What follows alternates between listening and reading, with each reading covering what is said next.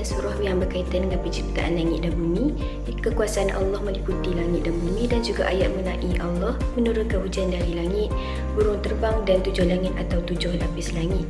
Sains pula, langit juga dipanggil sfera cakrawala, iaitu sebuah kubah khayal di mana matahari, bintang-bintang, planet dan bulan kelihatan bergerak. Sfera cakrawala terbahagi kepada rantau-rantau yang dipanggil buruj. Di sini terdapat 3 objektif yang kami nyatakan, iaitu yang pertama, 7 peringkat langit, yang kedua, proses kejadian langit, dan yang ketiga ialah fenomena langit, iaitu buruj.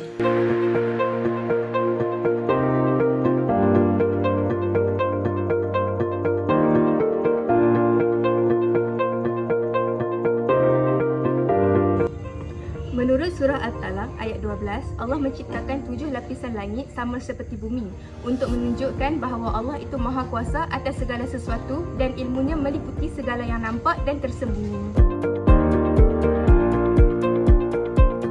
Dalam slide ini, Allah menceritakan tentang penciptaan 7 langit dalam 2 masa. Kemudian, Allah menghiasi langit dengan bintang-bintang yang berfungsi sebagai penunjuk arah dan juga menjadi penjaga apabila syaitan berusaha mencuri khabar dari langit. Ciptaan langit dan bumi adalah satu kurniaan besar daripada Allah SWT kepada manusia untuk diambil manfaat darinya. Ayat ini menjelaskan bahawa Allah menyempurnakan langit yang satu yang berupa asap menjadi 7 langit.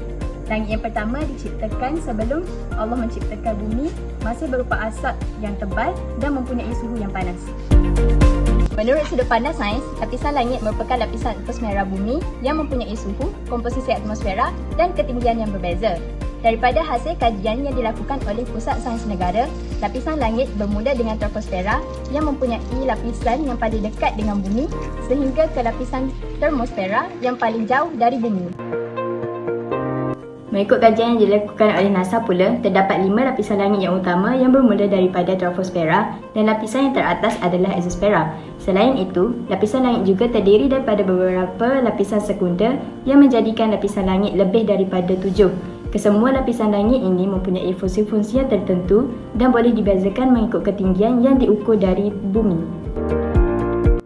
In conclusion, the Al-Quran's view on the scholar interpretation of the creation of the 7 layers of the sky can be proven by scientific research, but the validity of the scientific research cannot be guaranteed because it is only limited to the 7 layers of the atmosphere.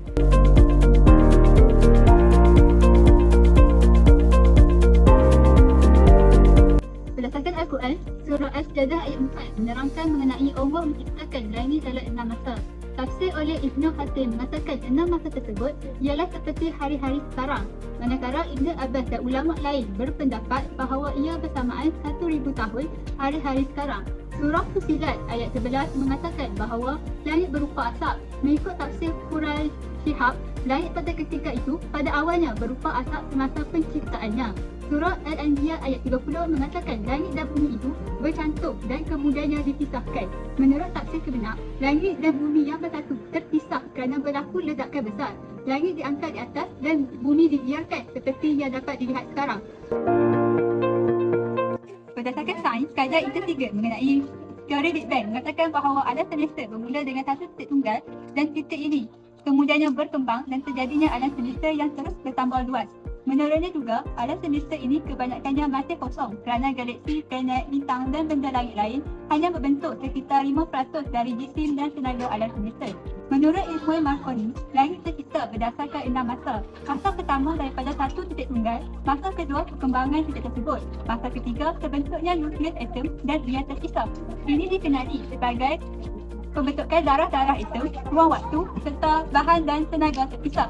Masa keempat, elektron mula terbentuk dengan bebas. Masa kelima, atom telah stabil dan bahan dan radiasi telah terpisah mengakibatkan alam semesta mengembang. Pada masa ke-6, alam semesta terus berkembang menjadi molekul dan membentuk protogalaksi, galaksi, bintang-bintang, sistem suria dan planet-planet. Akhirnya terjadilah langit. Oleh itu, dapat disimpulkan bahawa kejadian langit mengikut perspektif Al-Quran dan sains dapat dikaitkan iaitu unsur-unsur gas bergabung membentuk asap.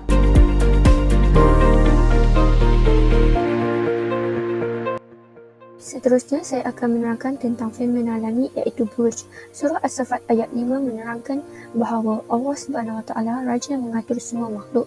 termasuk menundukkan bintang yang berada dalam kedudukan tetap. Surah Al-An'am ayat 97 menjelaskan penciptaan bintang itu bertujuan untuk mengetahui arah yang hendak dituju ketika berada di darat maupun di laut. Surah Al-Hijr ayat 16 mengatakan penciptaan bintang itu sebagai hiasan langit yang indah sehingga menarik hati orang-orang untuk memandangnya. Kebesaran Allah Subhanahu Wa Taala dapat dilihat dalam surah Yunus ayat 5, iaitu kejadian matahari yang bersinar dan bulan yang bercahaya. Buruj menurut sains pula ialah gugusan bintang yang muncul pada 4 musim kerana posisi bintang-bintang yang berubah sepanjang tahun akibat pergerakan bumi mengelilingi matahari. Proses pengiraan waktu solat telah ditunjukkan dari 21 Mac hingga 30 Disember.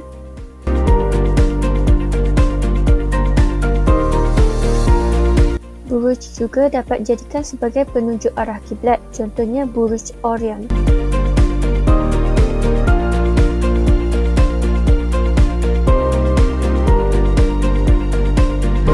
Dengan ini, dapat disimpulkan bahawa fenomena langit iaitu buruj dari perspektif Al-Quran dan sains adalah sama dan tidak bercanggah, di mana ia digunakan sebagai penanda arah dan penghitung waktu. Secara kesimpulannya, dapat kita simpulkan bahawa melalui penciptaan langit ini, kebesaran dan keagungan Allah Subhanahu Wa Taala tidak dapat lagi kita ragukan. Dengan mengkaji dan meneliti perbandingan antara Al-Quran dan sains, kita dapat melihat dengan jelas yang bahan ilmiah dari sains menyokong apa yang diperkatakan di dalam Al-Quran walaupun dalam istilah yang berbeza.